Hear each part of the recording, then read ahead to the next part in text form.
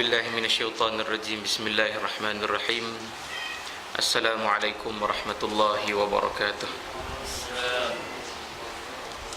Allahumma ja'alna min khawasil khawas birahmatika ya arhamar rahimin bihurmatil Fatihah. A'udzu billahi minasyaitonir rajim. Bismillahirrahmanirrahim. Ar-Rahmanir Rahim. Maliki yaumiddin. Iyyaka na'budu wa iyyaka nasta'in. Shiratal ladzina an'amta 'alaihim ghairil maghdubi 'alaihim.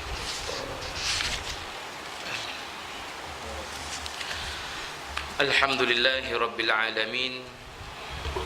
Alladzi arsala rasulahu bil huda wa dinil haqq liyuzhirahu 'ala ad-din kullihi wa kafa billahi shahida. Ashhadu an la ilaha illallah wahdahu la syarika lah wa ashhadu anna sayyidana Muhammadan 'abduhu wa rasuluh. Allahumma salli wa sallim wa barik ala sayyidina Muhammad wa ala alihi wa ashabihi wa man da'a bi da'watihi wa man tabi'ahum wa man nasarahum ila yaumiddin, amma ba'd.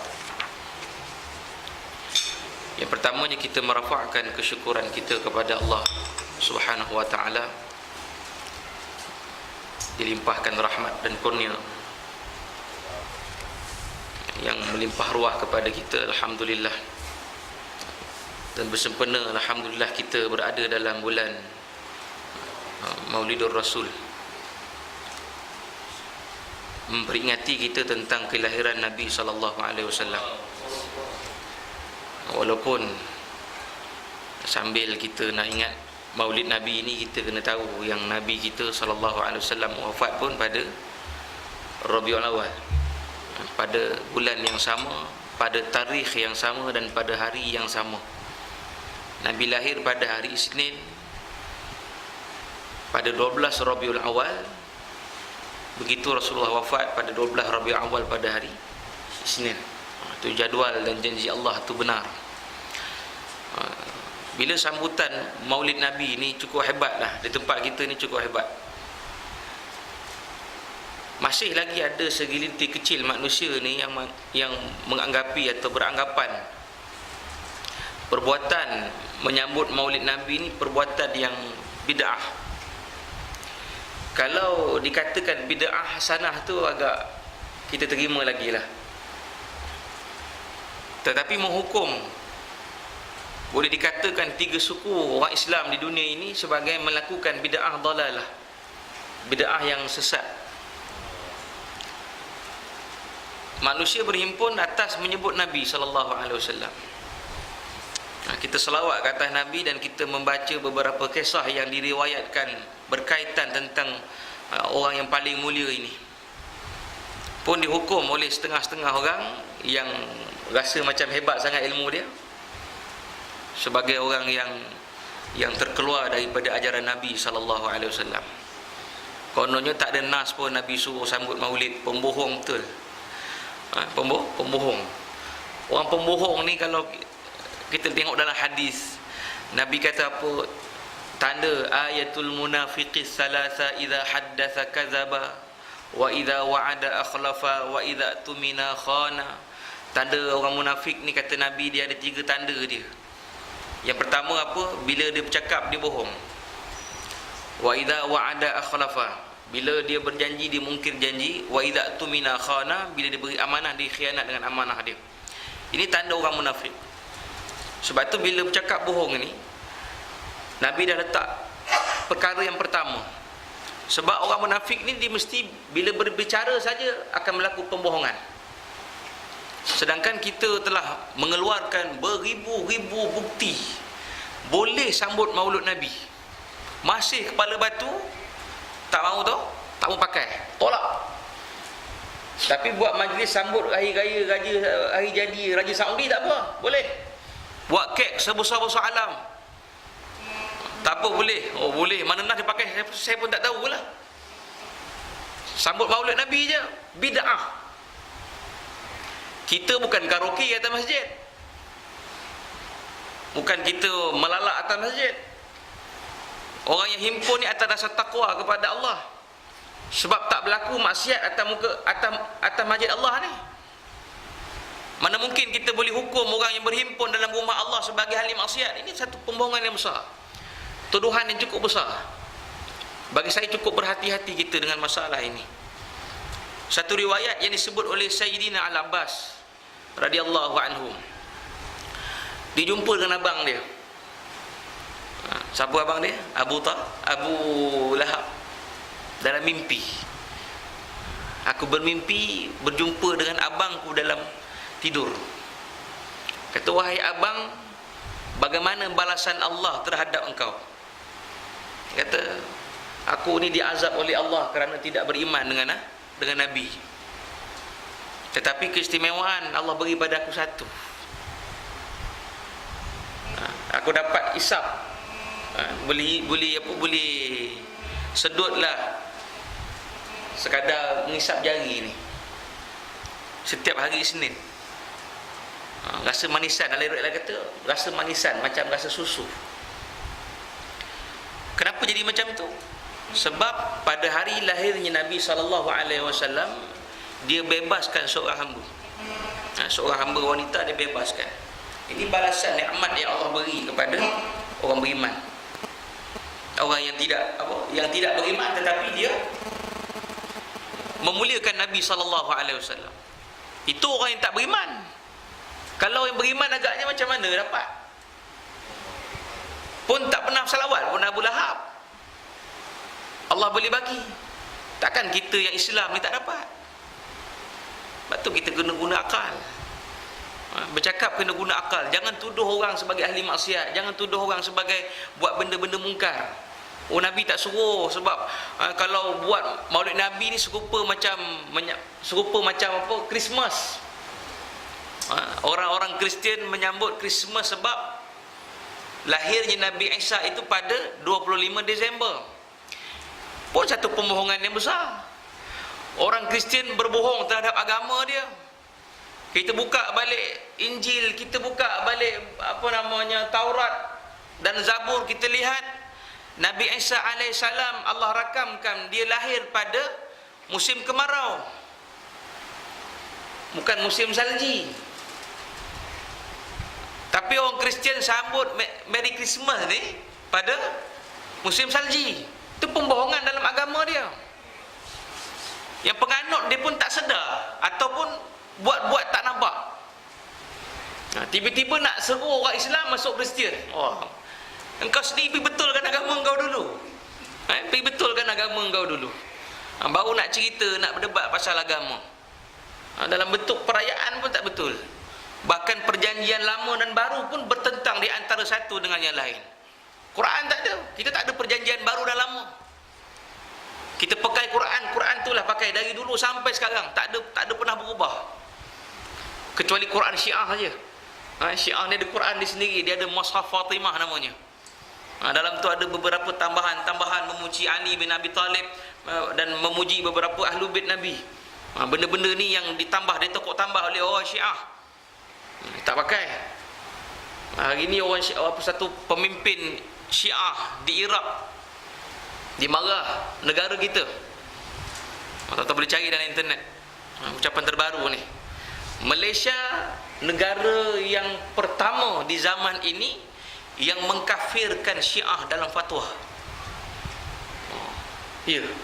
Malaysia negara yang pertama pada zaman ini berhimpun ulama-ulama duduk dalam satu majlis yang namanya Majlis Fatwa Kebangsaan, menghukumkan orang yang beramal dengan akidah Syiah ini bertentangan dengan Ahlu Sunnah wal Jamaah. Mana kafir lah? Kafir lah dia. Tak ikut Ahli Sunnah kafir lah. Takkan tak ikut Ahli Sunnah boleh Islam. Tak ikut Ahli Sunnah dia kafir lah. Jadi heboh lah. Kecoh lah di Iraq sana dan di Iran, mempertikaikan fatwa yang dikeluarkan oleh ilmuwan-ilmuwan kita. Kesepakatan terhadap masalah Syiah ni bukan masalah yang ringan. Bila orang tanya pada saya, soalan yang selalu orang tanya saya, kenapa Saudi benarkan orang Syiah buat umrah dan buat haji? Kita buka sejarah balik. pada zaman khilafah sebelum ini, mana Uthmaniyah Turki memang tak benarkan orang Syiah masuk dalam Masjidil Haram. Dia tak boleh menunaikan haji, tak boleh tunai umrah. Tetapi apabila kerajaan Uthmaniyah Turki dijatuhkan dan hari ini kerajaan Saudi yang ambil alih, maka dasar tu berubah. Dibenarkan orang Syiah untuk buat umrah, dibenarkan orang Syiah buat haji. Sedangkan sejak dulu lagi memang orang Syiah tak boleh masuk tanah haram. Kerana ulama memang dari dulu dah sepakat dah Syiah ni tak Islam. Imam Syafi'i pun telah memberi pandangan terhadap bahayanya anutan Syiah ini. Depan kita macam bagus, belakang kita dikutuk kita. Kalau di Iran, Maulid Nabi ni tak ada. Dia tak sambut sebab bagi dia Nabi Muhammad ni tak ada kesan yang mendalam pada diri dia. Hussein ni Masya Allah, bahkan menjadi pahala yang besar ni bila salat dekat kubur. Salat menghadap kubur. Terutamanya Imam 12 lah, Sayyidina Hussein dan anak-anak cucu dia menghadap. Kita kiblat Baitullah, dia kiblat dengan kubur. Ini benda-benda yang kufur lah tu. Dah kafirkan ummahatil mukminin, ibu-ibu kita. Aisyah kafir, Hafsah kafir. Maknanya kafir lah. Mana mungkin kita boleh kata isteri si Nabi ni kafir? Takkan Rasulullah pilih orang kafir sebagai bini dia? Mestilah dia memilih orang yang beriman dengan Allah.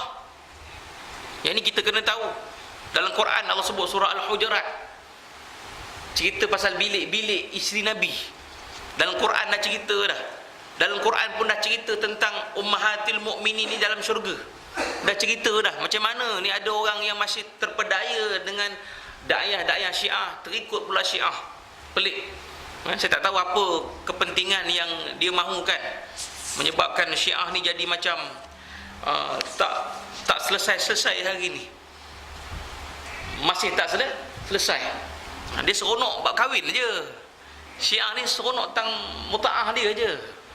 Benda lain pening. Tanya budak-budak universiti ni pasal ikut Syiah, mutaah, semua mutaah. Nak kahwin, sebab itu saya bersetuju bila Mufti Perlis dulu, Datuk Mak Jaya, dia benarkan kahwin dekat Perlis tanpa kebenaran isteri pertama. Kau cakap tu kan orang perempuan marah pula kita. Tapi saya sokong. Kenapa saya sokong? Pertama, mengelakkan orang kahwin dekat Thailand. Kenapa nak ngelak orang kahwin dekat Thailand? Sebab di Thailand boleh jadi wali-wali yang dilantik ini bukan wali yang dilantik, bukan wali hakim, tapi wali sindiket, menyebabkan taraf perkahwinan tidak sah. Surut syarak, bukan surut undang-undang, surut syarak. Jadi perkahwinan itu jadi perkahwinan zina. Itu kita bimbangkan. Jadi orang perempuan jangan pandang negatif. Yang kedua, supaya budaya mutaah ni tak berlaku. Kalau kita sekat orang lelaki nak kahwin satu lagi, ni susah ni. Dia tengok, susah betul ada sunnah nak kahwin lagi satu ni. Mutaah senanglah, Syiah senang, mutaah aja. 10 orang pun tak apa satu masa. 10 orang pun boleh kahwin di Perlis. Kenapa di Perlis? Ialah sebab Perlis tu sepadan dengan Thailand. Kalau benar kat Melaka beratlah. Dia benarkan di Perlis. Itu syarat dia, supaya orang tak pergi Thailand. Itu tujuan dia. Kata nak pergi melancong, rupanya melencong. Itu kita tak tahu. Orang kita ni banyak macam tu. Kerap keluar pergi sana. Kerap. Kenapa asyik pergi utara je, rupa-rupa dia ada orang rumah lagi satu dekat sana. Kena jaga-jaga tu. Itu contoh. Okey. Balik kisah Nabi SAW. Sambungan peperangan dalam yang pertama Nabi SAW sertai. Dalam Islam, perang yang pertama adalah perang Badar. Itu dalam Islam. Sebelumnya ada syariat Nabi. Nabi pernah terlibat dalam beberapa peperangan, namanya Al-Fujjar. Peperangan Fujjar ini, Nabi ada periode kata Nabi tak sertai, Nabi standby je. Nabi standby saja. Kita baca di situ, pada suatu saat beliau berusia 20 tahun, berkecamuklah perang Fujjar di antara kabilah Quraisy dengan sekutu mereka daripada Bani Kinanah. Kinanah dan Quraisy ni saudara mara. Dia dari satu daripada Nabi Ismail alaihissalam. Ada beradik. Tapi kerana sesuatu lah, ada kepentingan-kepentingan yang dituntut menyebabkan berlaku apa, perselisihan dan peperangan yang berlaku. Dan melawan kabilah Al-Ailan, Harbun bin Umayyah telah dipilih sebagai komandan perang membawahi kabilah Quraisy dan Kinanah. Secara umum kerana faktor usia dan bangsawan, kemenangan pada hari berada pada pihak Qais. Maknanya sebab waktu itu Harb ni dah tua dah. Orang tua dilantik jadi komandan. Beratlah. Dia nak kat pedang, nak pedang kat dia balik. Lepas tu dalam peperangan ni penting tuan-tuan dan puan. Kita jangan menganggap benda tu ringan. Zaman Nabi SAW, Rasulullah nak lantik orang jadi komandan ni bukan sebarang. Dia nak tengok tegap tak tegap dalam perang apa? Dalam perang Khaybar, contoh yang kita boleh ambil. Waktu perang tak menang-menang, tidak menunjukkan kemenangan pada Islam dan kekalahan pada Islam. Tak ada tanda-tanda. Kalah pun tak ada tanda, menang pun tak ada tanda ni. 3 hari perang ni. Nabi SAW munajat. Dan besok Nabi kata, besok nanti kita perang, orang yang memimpin perang ini adalah orang yang paling dicintai oleh Allah dan Rasul. Dan disitulah ditakdirkan kemenangan kepada Islam. Sahabat semua sangka, akulah. Jadi bila besok je rupa-rupanya Nabi kata, mana Ali bin Abi Talib? Dia kata, sahabat Ali sakit mata ya Rasulullah, dia tak boleh berangkat perang. Nabi kata, panggil Ali. Dan Ali itu dihadap ke hadapan Nabi SAW. Dan Nabi lihat pada mata Ali bin Abi Talib ni merah, sakit mata. Dan Nabi pun meludah dia jampi pada mata Ali, sembuh dengan izin Allah Subhanahu Wa Taala. Dan Ali bin Abi Talib dilantik oleh Nabi SAW untuk memimpin peperangan lawan dengan orang Yahudi, Bani Quraizah dalam perang Khaybar. Dan pada takdir itu Allah menetapkan Islam berpihak, kemenangan berpihak kepada Islam.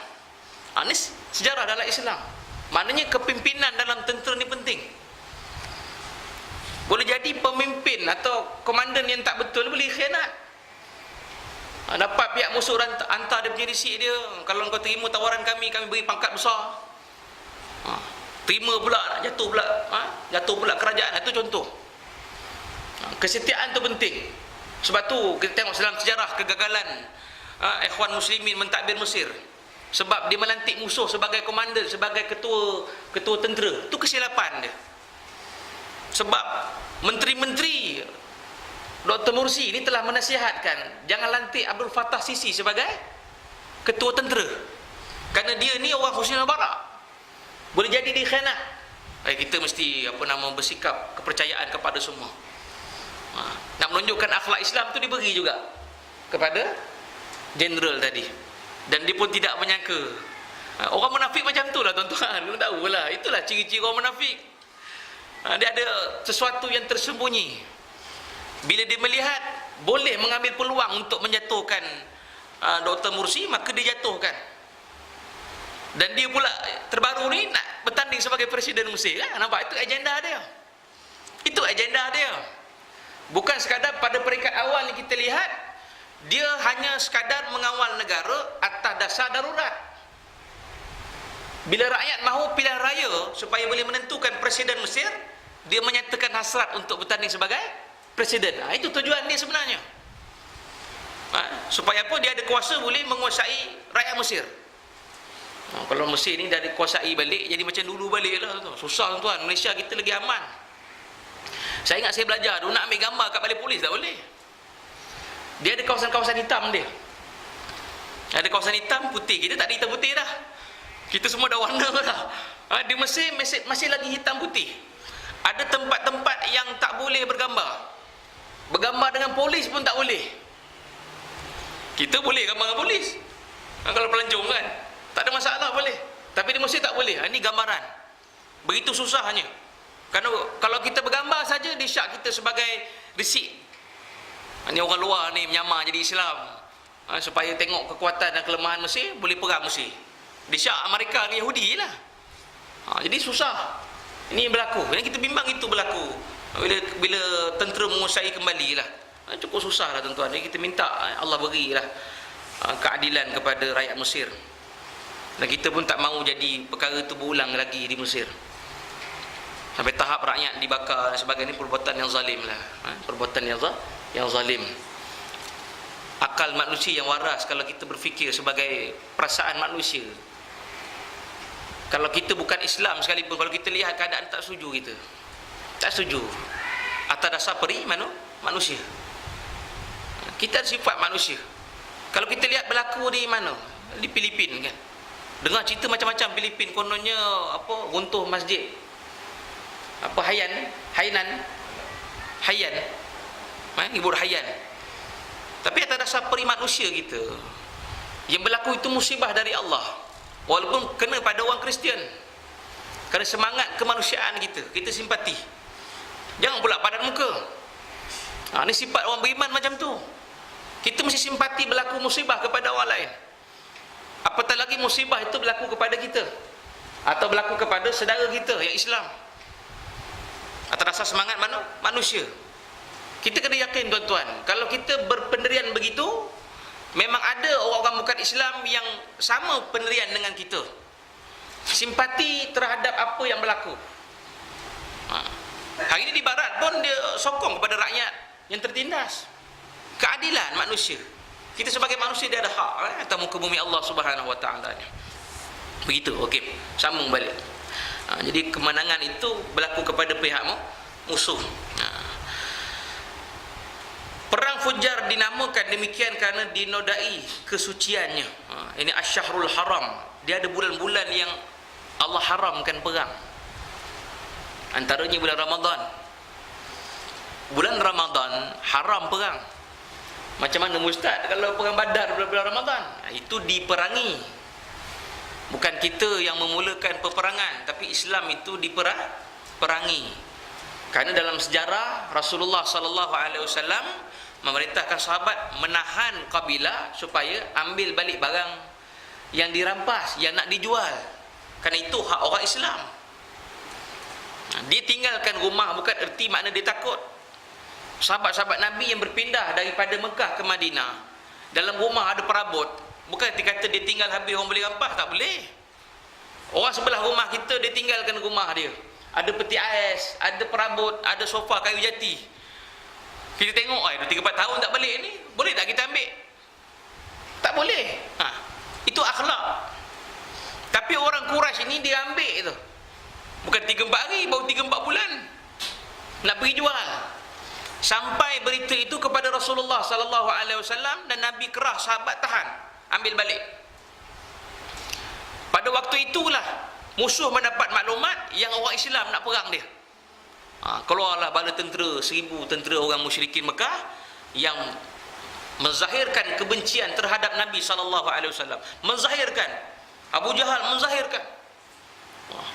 Sampai dia kutuklah Abu Lahab. Abu Lahab tak ikut perang, kena tahu sejarah. Dalam perang Badar Abu Lahab tak terlibat. Dia marah-marah pun dia tahu dua anak dia, anak buah dia. Dia tak sampai hati nak bunuh. Marah. Dia tak suka. Tapi bila perang, tapi Abu Jahal menzahirkan kebencian sampai ajak ni bacul ni pemimpin takut nak pergi perang.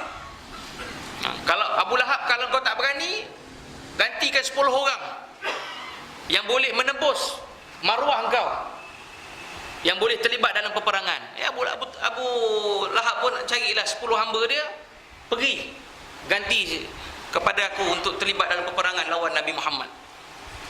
Dan berlaku pada bulan Ramadan, yang menyebabkan orang Quraisy kalah teruk.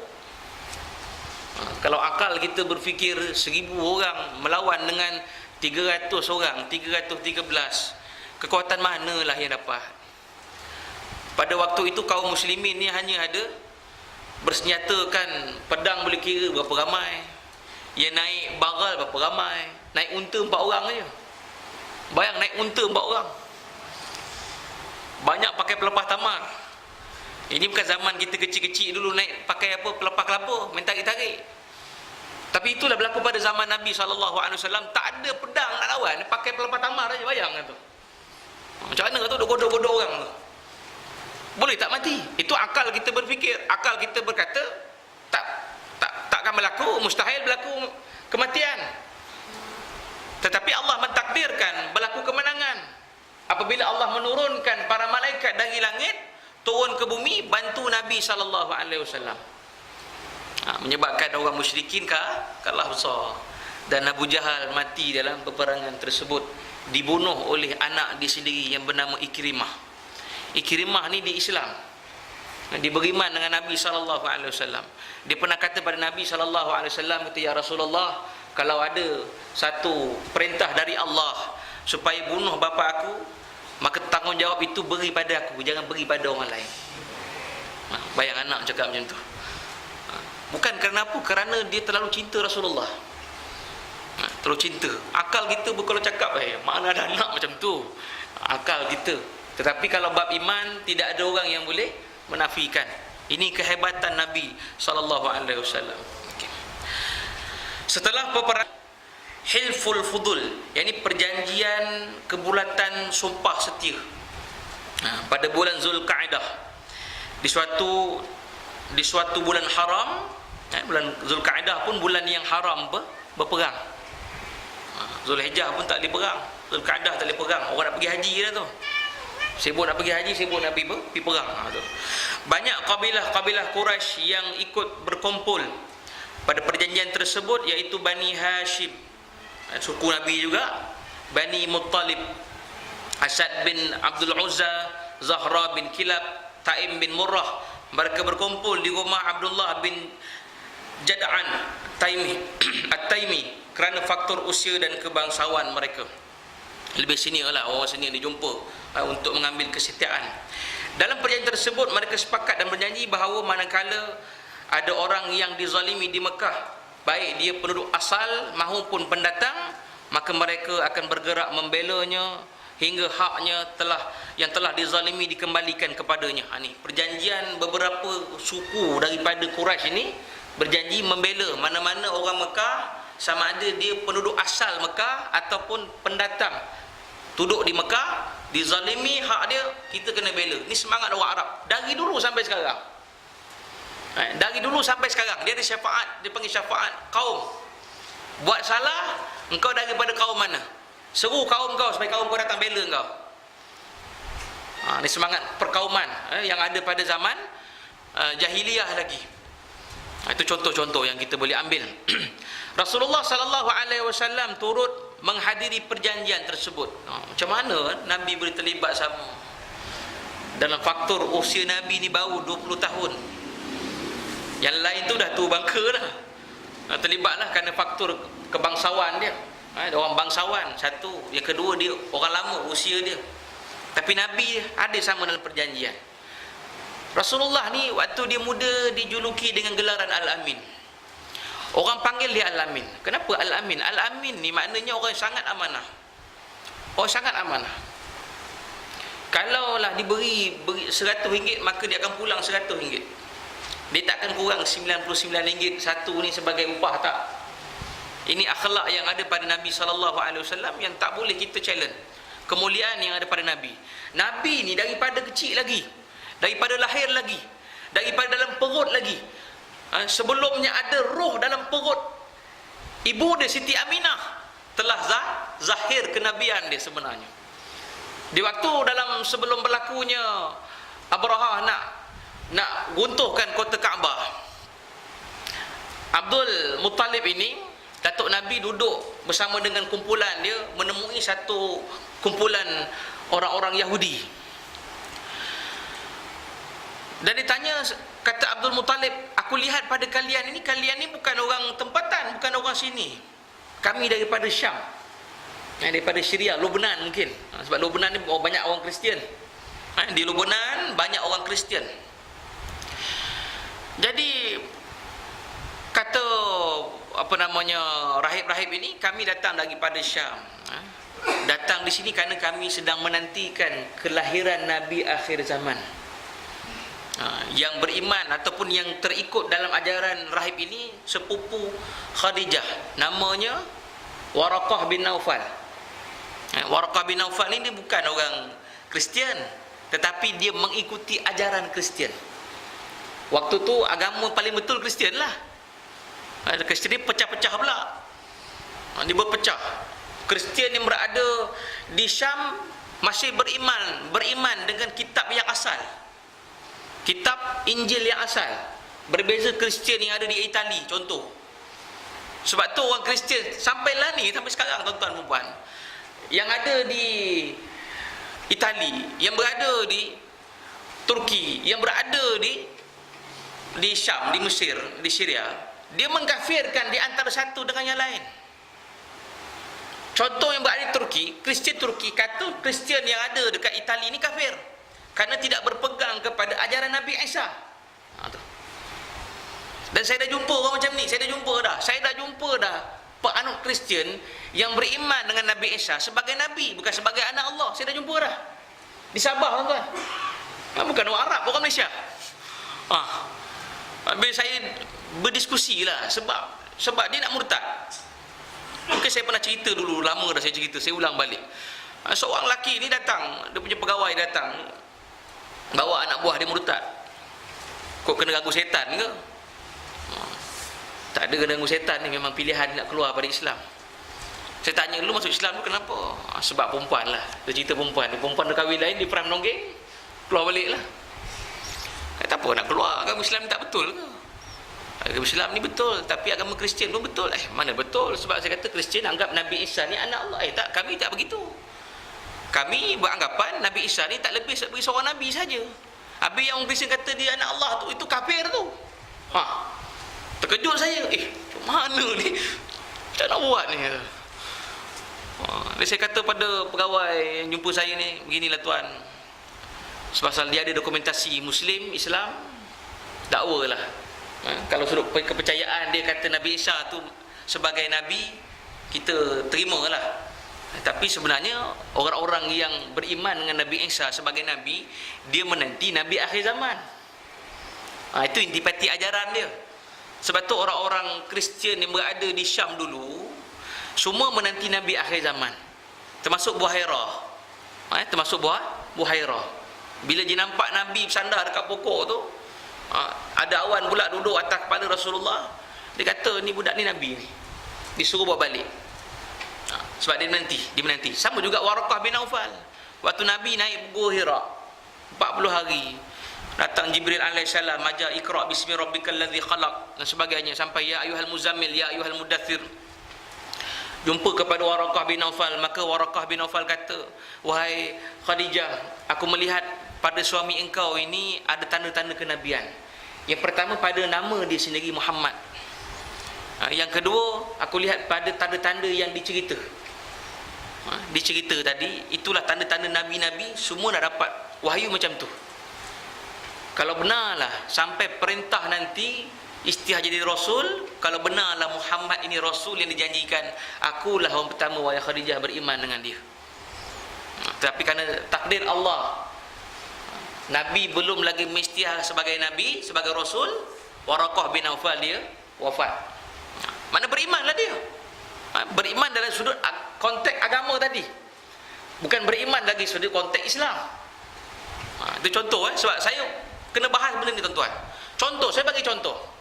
Kita jumpa dengan orang bukan Islam di hospital, kita dakwah dia, kawan kita lah ziarah, dia pun tanya Islam, kita pun cerita Islam, minat. Jadi dia pun hati saya nak Islam lah, saya nak masuk Islam.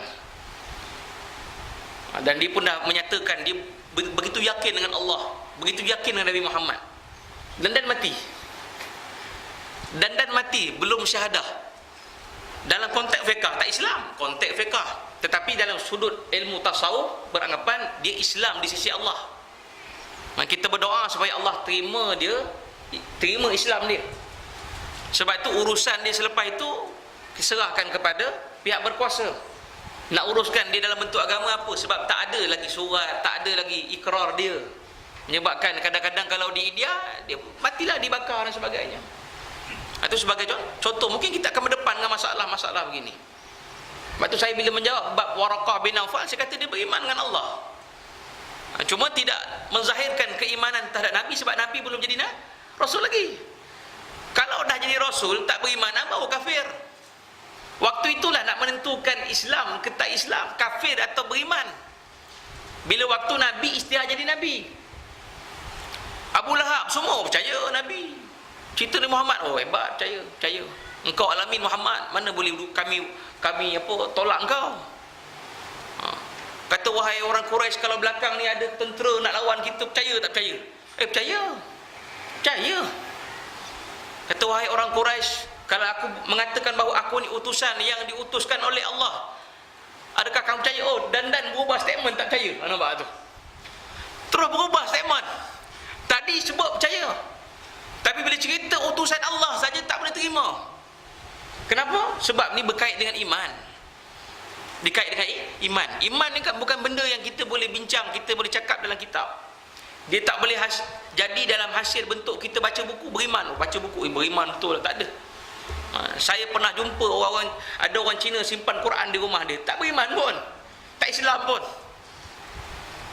Satu sahabat saya bagi tahu, waktu dia bekerja dekat UK, bos dia simpan Quran dekat rumah, tapi tak Islam. Kenapa simpan Quran di rumah?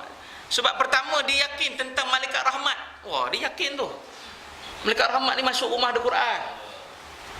Kata, macam mana dia percaya gitu? Dia sangat percaya. Setelah dia letak Quran di rumah, dulu tak ada Quran, rasa tak tenang rumah, letak Quran tenang rumah dia rasa tenang, tapi tak beriman. Yang kedua, dia mengkaji. Rata-rata kalau kita lihat orang yang mengkaji Quran, dia setuju dengan kita, cuma dia belum lagi menzahirkan Islam. Sebab iman ni bukan benda yang boleh dapat dalam buku. Macam Abu Talib, dah nak mati dah, Nabi SAW menghadap dia, kata, pakcik berimanlah, mengucap pakcik ni mati syahadah, janji Allah dalam syurga pakcik. Allah tegur Nabi kita, hidayah ni bukan milik manusia, ni milik Allah. Taufik semua orang tahu. Kalau kita bincang dengan kawan-kawan kita, tanya tentang perbandingan agama, mereka akan jumpa agama Islam ni agama yang paling sempurna, paling baik, paling semua lengkap. Semua agama mengajak kepada kebaikan. Kita kena tahu, tak ada agama ajak keburukan. Baik Buddha, baik Kristian, baik Hindu, semua ajak kebaikan. Cuma kita lihat, kita mengkaji dari sudut lain, pelbagai sudut, kita akan menemui bahawa agama Islam ni agama yang paling lengkap cara hidup dia. Daripada kita buka mata sampai pejam mata, pejam mata, dengan budaya kehidupan kita, perniagaan kita, pekerjaan kita, muamalat kita, seluruhnya telah diajar oleh Allah Subhanahu Wa Taala dalam Al-Quran. Nabi kita lah. Sebab tu Nabi SAW, dia lahir, dia bukan macam orang biasa. Yang kita lihat dalam maulid Nabi, dalam satu hadis dia menyebut apa? Disebut subhanallah. Nabi bila keluar daripada perut mak dia Aminah, disebut subhanallah. Satu ustaz lah duduk dekat Kedah, hangat dalam YouTube dia tu, dia kata ni nas palsu. Kalaulah Nabi Muhammad ni betul sebut subhanallah waktu dia keluar, pakat beriman lah, dia kata Abu Lahab. Allahu Akbar. Dia cakap orang bodoh bayar kan. Kalau kata ustaz ni bodoh, marah. Tapi macam bodoh. Kenapa saya kata macam tu? Logiklah bodoh. Sebab Nabi Isa AS lagi hebat tuan-tuan. Nabi cakap subhanallah aja, tapi Allah cipta Nabi Isa keluar daripada perut mak dia, dia boleh bercakap-cakap lagi tu. Bukan bercakap-cakap. Apa makna cakap-cakap tu? Berbual lah. Boleh berbual. Budak bayi ni mana boleh bercakap? Beriman tak agak-agaknya orang Yahudi pada Nabi Isa waktu itu? Tak beriman pun. Dan nampak cakap budak ni membela mak dia tidak berzina. Mak aku tak berzina, siapa kata mak aku berzina? Diterangkan. Tak beriman pun. Sebab iman dia bukan letak pada mukjizat. Kata Abu Lahab, Muhammad, kalau kau belah bulan, kami beriman dengan kau. Belah bulan Muhammad. Nabi belah bulan pun tak beriman juga. Tak beriman. Orang Cina Sa'ad bin Abi Waqqas radhiyallahu anhu waktu dia pergi China, dia menceritakan tentang peristiwa bulan terbelah dua. Kata orang Cina, wahai Sa'ad, kami merekodkan peristiwa itu berlaku di tembok besar Cina. Tengok, ada cacatan yang telah direkodkan berlaku peristiwa bulan terbelah dua. Ini bukan khayalan tapi mukjizat Nabi. Bila cerita tentang mukjizat Nabi, akhirnya orang-orang Cina terima Islam. Masya Allah. Orang Cina terima Islam. Sebab tu Cina hari ini dijuluki dengan gelaran Serambi Mekah. Kalau semayang Zuhur ni subhanallah, tak serupa tempat kita. Melaka ni tuan-tuan kena tahu, masjid yang paling banyak di Malaysia Melaka. Ni fakta. Fakta masjid paling banyak kat Malaysia Melaka. Kalau cerita bab solat ni Masya Allah, cukup jauh kita lah sebenarnya.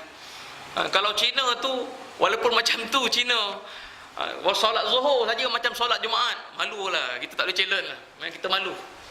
Kita malu. Tu sejarah dalam yang telah direkodkan oleh orang Cina terhadap peristiwa Nabi sallallahu alaihi wasallam. Nabi keluar pada perut mak dia sebut subhanallah. Betul lah tu. Yang pertama, hidayah bukan milik Nabi Muhammad. Tak beriman pun orang kafir. Sebut subhanallah. Tangan Nabi SAW tu ada tanah. Dan Nabi keluar dalam keadaan terlangkup sujud kepada Allah Subhanahu Wa Taala. Ini mukjizat. Disebut dalam kitab Nilul Muhammadi tentang apa peristiwa ajaib yang berlaku pada Nabi sallallahu alaihi wasallam. Lahir-lahir dah khatan dah. Nabi tu dah bersunat, terus bersunat. Allah dah sunatkan dia. Macam mana boleh berlaku? Inilah kehebatan Allah yang tak boleh orang nak menidakkan. Kalau Allah boleh buat macam-macam perkara pelik, apalah kita nak rasa pelik terhadap apa yang berlaku pada Nabi-Nabi. Kita meyakinilah Allah nak pilih Nabi-Nabi, mestilah Nabi-Nabi itu ada tanda-tanda yang agak istimewa daripada orang biasa.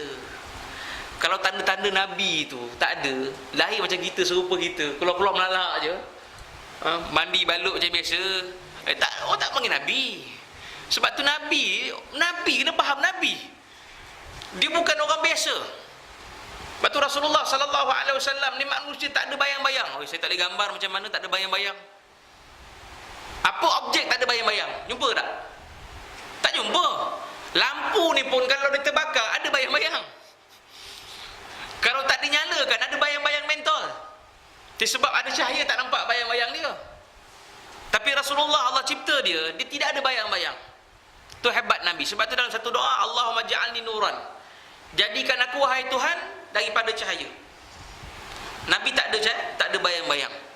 Apa yang keluar dari Rasulullah sallallahu alaihi wasallam manfaat subhanallah. Nabi kalau buang air besar, Nabi panggil pokok datang.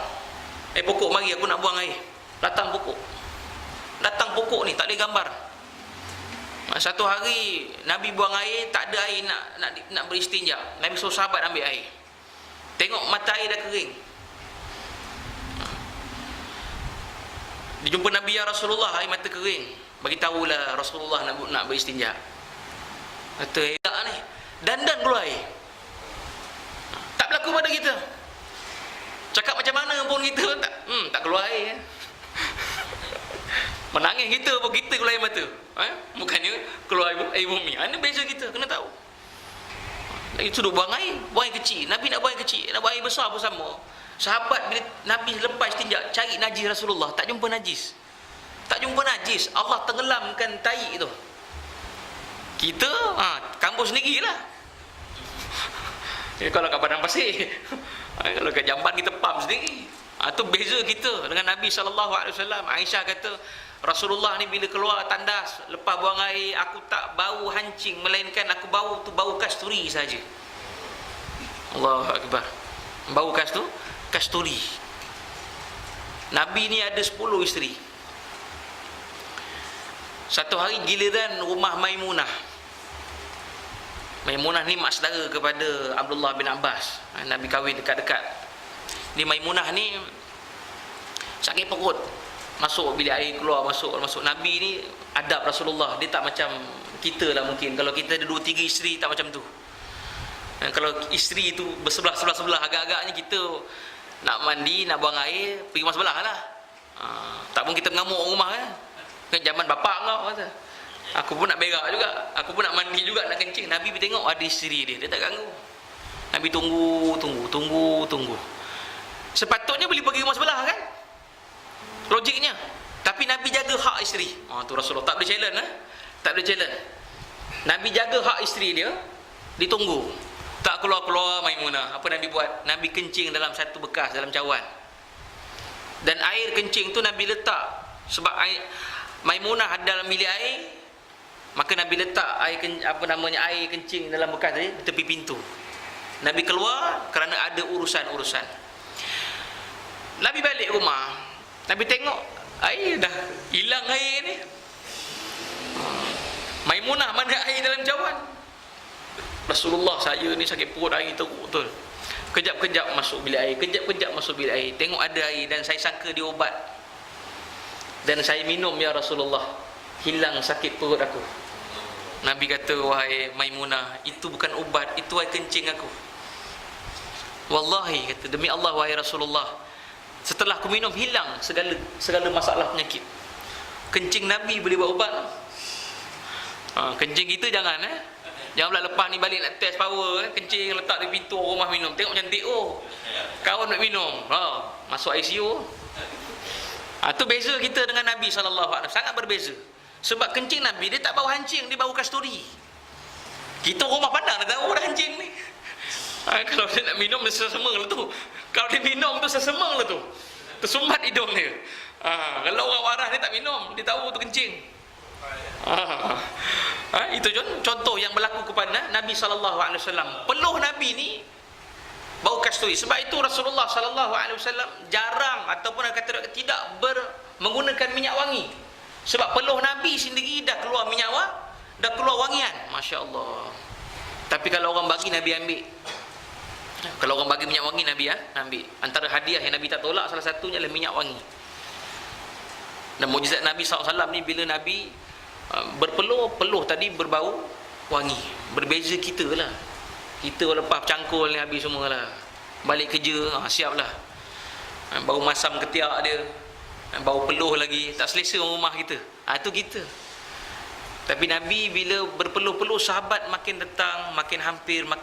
Sebab bau yang cukup wangi. Tak boleh challenge. Itu pada Rasulullah SAW. Itu Nabi lah. Sebab itu Allah memilih Nabi, mestilah orang yang berbeza daripada orang biasa.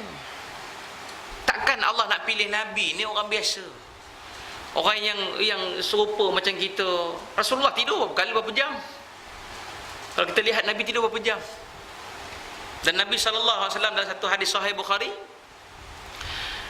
kata Abdullah bin Abbas, aku bermalam di rumah Nabi waktu aku kecil, di rumah giliran ibu saudaraku, maknanya Maimunah, tidur di rumah. Dan aku dengar Nabi berdengkur. Nabi bangun solat. Dan Nabi pergi masjid, Abdullah pun ikut sama, semayang dengan Nabi SAW. Dia kata, ya Rasulullah, kan Rasulullah tadi tengok dah berdengkur. Kata Nabi apa? Mataku tidur tetapi hatiku tidak tidur. Mata Nabi tidur lelap, berdengkur kata, tapi hati Rasulullah tidak tidur. Kita kalau mata tidur, semua tidur. Kalau kain pelikat bawah jadi ke atas, tu kita tu.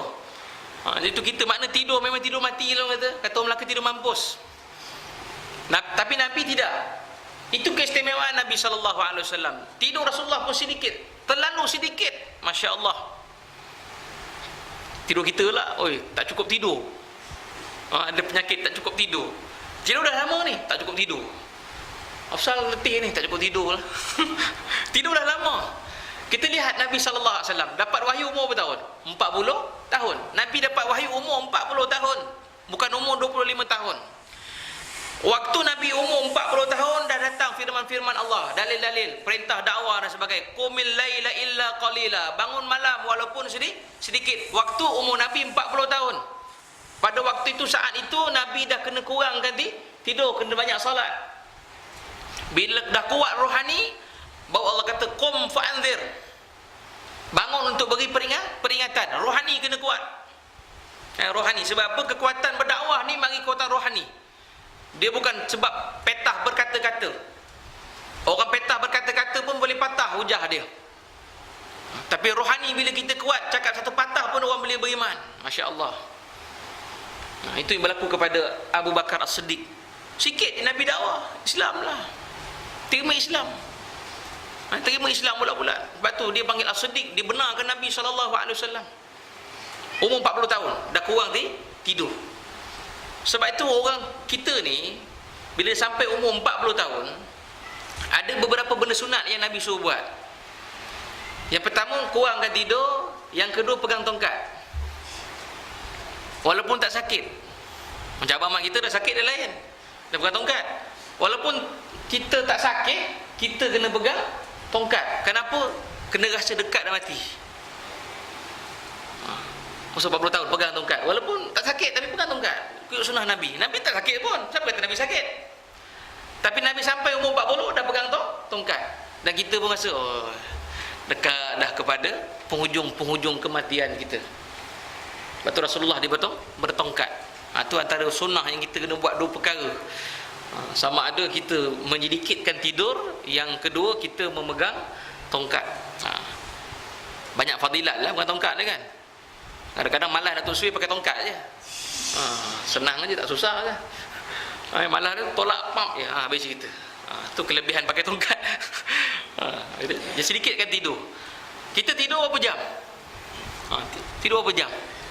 Bila sampai umur 40 tahun ke atas, kena tidur tak boleh lebih daripada 4 jam. Sebenarnya tuan-tuan, Barat dah kaji dah. Kenapa Nabi sampai 40 tahun umur dia ke atas, Nabi sedikitkan tidur. 4 jam saja Nabi tidur satu hari. Bukannya 4 jam malam, 4 jam siang. Dah 8 jam. Satu hari tu 4 jam saja. Sebab orang kita dah sampai peringkat tua ini, bila kita buat tidur sampai 4 jam, otak kita berkembang. Bila banyak tidur dah ke 5 jam, 6 jam, otak semakin sempit. Boleh sampai pada peringkatnya nyanyuk. Sebab tu jarang kita jumpa orang kuat ibadat boleh nyanyuk. Kecuali orang beramal. Orang beramal ni nyanyuk dia. Nampak dah nyanyuk dah. Kurang beramal dia. Tu tanda-tanda. Sebab tu Allah tunjukkan tanda-tanda tu. Tapi bukan boleh hukum orang jangan nampak nyanyuk, tak beramal ni. Macamlah kita beramal banyak sangat. Jangan macam tu pula. Jadi bila nampak saja orang tua ni, tak apalah, pengajaran kita supaya kita ni tak menempuh jalan yang begitu. Sebab tu bila ada orang nyanyuk, ini iktibar untuk orang yang sihat. Bukan menghukum orang sakit. Orang Melayu cukup tengok, nampak lah. Itu tak beramal dulu ni.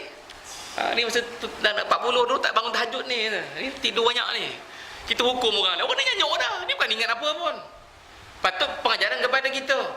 Kalau kita mengikut jalan yang begitu, natijahnya begitulah. Kalau kita ikut cara Nabi SAW, tubuh badan kita akan jadi sihat. Ini kelebihan-kelebihan, contoh-contoh yang boleh kita ambil. Ambil sikit lagi.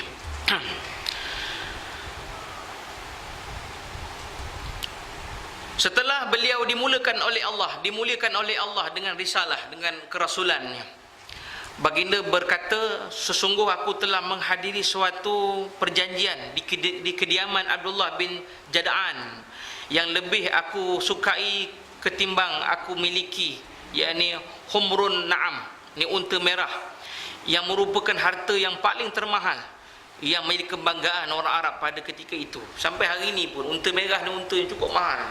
Seekor unta dinilai dengan sebiji kereta Mercedes. Unta merah, Raja Saudi ni disimpan unta merah bukan untuk makan, tapi untuk bela. Macam orang Melayu simpan ikan apa tu? Kelisa kan? Mana ada orang makan dengan kelisa? Disimpan, mati-mati buang lah. Macam tu. Sebab dia kalau makan dia, ibu ni rugi makan. Tapi bodoh tak makan. Begitu juga unta tadi. Makanlah, sakit, sembelih makan. Ni tidak sampai mati, begitu mati. Ni orang Arab lah, serupa kita begitulah, Arab begitulah. Sebab tu unta merah ni jarang kita nampak. Memang tak jumpa. Raja-raja simpan sebab unta paling mahal. Unta yang biasa ni pun dekat puluh ribu. Ialah kos terbang lagi naik 10,000. Sana baru 7,000, baru 3-4,000 je harga dia. Sampai dekat Malaysia ni sebab kos pengangkutan. Kita faham lah kadang ada orang bertikai kan. Aku pergi Mekah, unta baru 3-4,000, sampai Malaysia sampai dekat 20,000. Memanglah sampai 20,000. Sebab kos penerbangan tadi.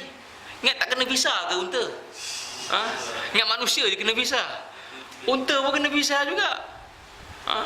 Kau tak lepas, takut unta tadi ada penyakit, mana kita tahu.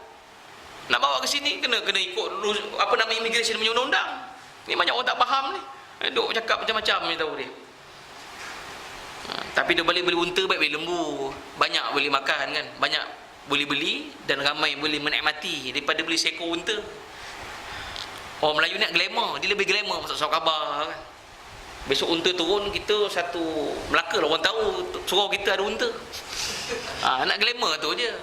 Tapi duit dia ada tu, kalau kita beli lembu banyak, kita guna otak kan, Allah bagi akal kita guna guna akal yang Allah bagi.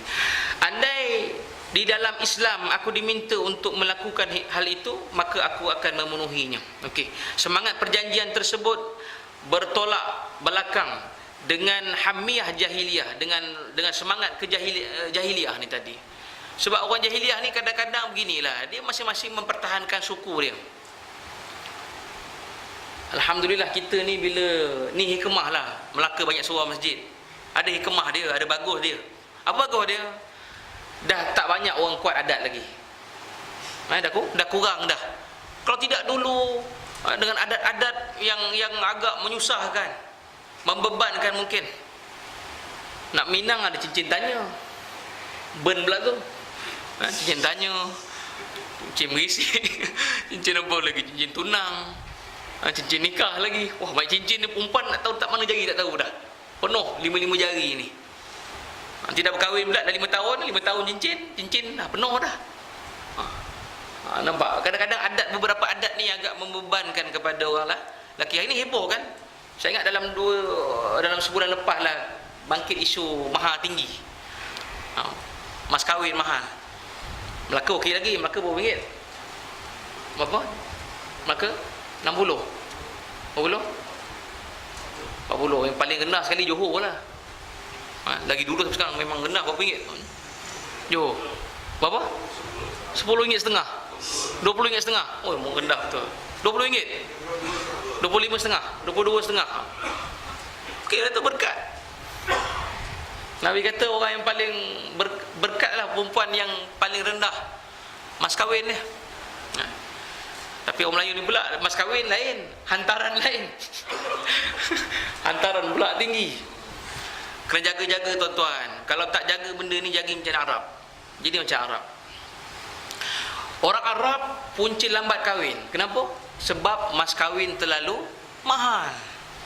Umur 40 tahun kahwin umur 18. Ya, realiti sekarang. Umur kat 50 dah. Patut dah nak cucu dah kan. Kahwin umur 18. Macam pimpin anak aje. Bawa pergi surau masjid dia anak besar. Cucu kan anak sulung, anak yang kedua. Wah lambat kahwin. Sebab nak cerita kumpul harta. Sampai tahap orang Arab ni dia punya jahiliah dia walaupun dah moden. Dia meletakkan syarat kalau nak kahwin rumah mesti satu nama atas nama isteri dan kereta sebiji atas nama isteri. Susahnya nak kahwin sama tu. Tu budaya liwat tu ada tu. Berlaku. Saya ingat dalam sekitar 90-an. Orang Thailand tuan-tuan, ni dia payah nak tumbuh janggut kan. Ataupun dia pun tak suka simpan janggut sebab dia sunat. Jadi Pak Arab ni dia agak nampak macam jambu je. Tengok macam lawa je. Tak tahu kawan tu motai tu. Nampak macam tu. Sekali dia bagi siku, koyak muka Pak Arab ni. Koyak muka, ni cerita. Yang kawan saya beritahu. Sekitar tahun 90-an dulu. Ada Pak Arab ni dia bawa satu lelaki budak petani yang mengaji kat Mekah ni. Bukan nak dia nak pergi satu tempat, kemudian liwat budak ni. Budak tu bagi motai, bagi siku, koyak muka. Sebab tu jangan bermain. Sebab tu kita jangan terlalu tinggi kita punya hantaran. Mas kahwin dah ditetapkan oleh Jabatan Agama lah. Tak boleh kita ubah. Nak kita bayar lebih tak apa, kurang tak boleh.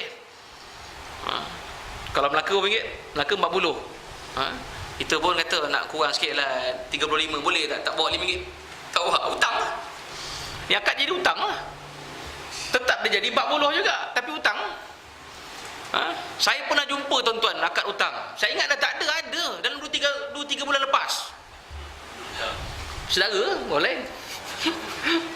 Saya kata macam mana boleh hutang ni, saja cik pasal ke, cari helah hukum ke, tak bawa duit ke, nak datang bawa kita BMW, tapi bila akad nikah hutang, tak bawa duit. Saya nak cakap panjang lah, saya diam belakang. Kata ada juga orang sengaja kot, dia sengaja kot, agak ni nanti nak kahwin buat rumah baru tunjuk RM40 nanti, ni hutang tadi bayar. Agak macam tu. Saya agak-agak saja, agak-agak saja. Macam-macam.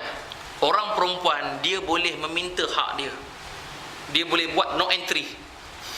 Mas kahwin bayar dulu. Baru boleh masuk bilik. Kita kena tahu. Tak boleh masuk sebarang.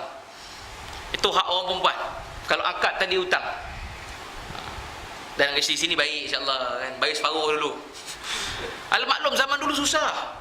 Kalau zaman 40-an dulu, zaman 30-an, zaman 50-an ni susah. Kalau mas kahwin tu 40 besar, 30 besar berhutang. Satu sahabat saya, Masya Allah, dah meninggal lah, Allah yarham ni. Kadang gua dengan rumah dengan depan saya. Kau ingat lagi tak aku berhutang dengan mas kahwin kau ni? Tu haji kata ada hutang lagi. Ada, tak bayar lagi ni. Ada separuh lagi, sikit lagi. Bayarlah saja je nak tengok apa namanya rumah ni boleh gurau tak boleh gurau.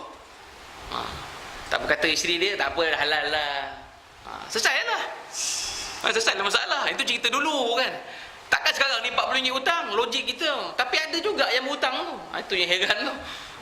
Agak dah sampai dah kumpul duit hantaran, terlupa duit mas kahwin agaknya. Agak saya lah, agak saya. Hari ni macam-macam style.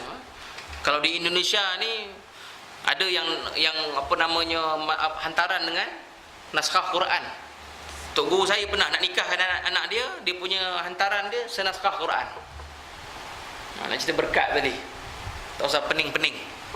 Kita ni pening-pening, banyak pening kan. Banyak pulang modal, kita nak pulang modal. Lembu kan dah 2 ekor. Itu lagi, ini lagi, wah banyak benda ni. Lepas tu pula kan anak nak honeymoon kat China nak pergi ikut juga tu. Anak nak pergi honeymoon pergi. Satu kawan saya telefon saya, pening lah ustaz. Orang Sembilan. Pening. Mak tu buat grand, tujuan dia ada pulang balik, tu niat mak dia. Dan bila kau nak honeymoon tadi, mak boleh tumpang sama. Mak nak pergi, mak pergi sendirilah dengan bapa. Apa salah nak ikut dia? Kata tak selesa lah ustaz, mak saya nak pergi kan, kita bercakap kan, mak dah mula tarik muka. Itu dia bercakap dah tarik muka. Kawan nak pergi honeymoon, mak nak tumpang sama. Berat masalah ni, penyakit masalah juga ni. Tu jadi macam-macam hal orang kita. Allahu akbar. Jadi budaya-budaya adat ini kalau boleh kita kurangkan, kita kurangkan. Tapi ada sebab bila apa nama hantaran tu tinggi. Satu sudut yang lain kita nampak kerana kos sara hidup dah tinggi. Nak beli lembu tak macam zaman dulu. Zaman sekarang ni dah mahal dan sebagainya. Dan kita beginilah, bila buat walimatul urus tak perlulah terlalu mewah. Kita sampai pada peringkat sederhana lah. Sederhana. Jangan tak buat langsung. Saya cukup marah bila orang kenduri kahwin tak buat langsung. Buat belah perempuan aja. Lelaki tak buat, tak apa ustaz, mana boleh macam tu. Kita ni datang ni kat wan ni, saudara ni, nak pergi belah perempuan je. Belah lelaki tak buat, semua salah lah. Sedangkan belah perempuan tak jemput kita. Lepas tu saya minta maaf kalau ada orang jemput, saya tengok mas kau kat jemputan tu belah perempuan saya tak pergi. Kerana kita tengok situ yang turut mengundang siapa. Dia beritahu kan, turut mengundang, makna itu wakil-wakil yang boleh undang. Yang lain tak boleh undang. Sebelah lelaki tak boleh undang, kecuali dalam kad tu ada sebelah lelaki sebut nama pengantin lelaki. Baru kita kata boleh pergi. Dia saya pandang tengok, tak ada pengantin lelaki pun, tak ada pun keluarga pengantin lelaki, semua pengantin perempuan punya nama. Tak payahlah pergi, tak wajiblah pergi. Ini kita kena terangkan buat hukum apa namanya kenduri kenara. Kenduri kenara ni pun ada hukum-hukum dia, jangan main sebarang-sebarang kita buat. Ada batas halal dan batas haram dia. Boleh jadi kadang-kadang kenduri kita kalau niat sebagai nak bermegah-megah jadi haram, kita hadir. Hukum haram hadir, bukan haram makan. Kena faham? Hukum haram hadir saja, makan halal. Banyak silap faham tu. Yang kedua, bila ada perbezaan di antara kemah-kemah tertentu. Yang ni untuk VVIP, yang ni untuk orang biasa, maka haram kita hadir. Makan boleh.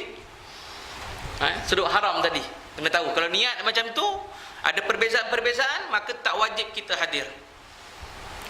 Sebab tujuan kita buat walimatul urus, buat kenduri, supaya orang yang atas, pemimpin, dia boleh bergaul dengan orang bawah. Sebenarnya pemimpin nak macam tu, tapi masalah ni mak bapak ni yang nak nikahkan anak saja macam tu. Pemimpin nak begitu je, nak bercampur dengan masyarakat. Rakyat pun nak bercampur dengan pemimpin. Tetapi kadang-kadang kita sendiri yang kondak majlis, kita asingkan. Ini silap kita, dosa kita. Dosa yang kita buat. Jadi kita lepas ni kalau budaya-budaya tak perlu ada lah. Samalah sekali kita makan, menjamu sama, baru kita nampak yang atas tu nampaklah di ke bawah, yang ke bawah tu nampaklah di ke atas sikit. Kan serata. Kalau ABC boleh rasa, bayang cuba kalau minum air saja, tak ada sirap, apa rasa? Sebab tu bila air batu campur tu dicampur dengan kacang, dicampur dengan jagung, dicampur dengan susu, dengan air gulanya, gula Melakanya, sedap. Cuba asing-asing. Jagung satu mangkuk, kacang satu mangkuk, apa rasa? Apa rasa? Ini ABC lah ni, tapi tak diadunkan. Tak rasa lah kenikmatan dia. Patut kena gabungkan dia. Okay, wallahu a'lam bishawab. Ada soalan?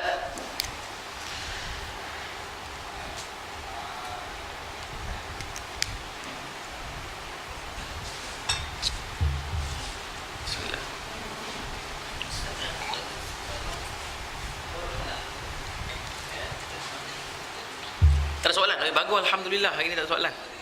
Fahamlah, fahamlah tu, getilah tu. Wallahu a'lam bishawab. Aku liqauli hadza wa astaghfirullahal azim li wa lakum wa billahi taufiq wal hidayah. Wassalamu alaikum warahmatullahi wabarakatuh. Bismillahirrahmanirrahim. Alhamdulillahirabbil alamin. Wassalatu wassalamu ala asyrafil mursalin sayyidina Muhammad wa ala alihi wa sahbihi ajma'in.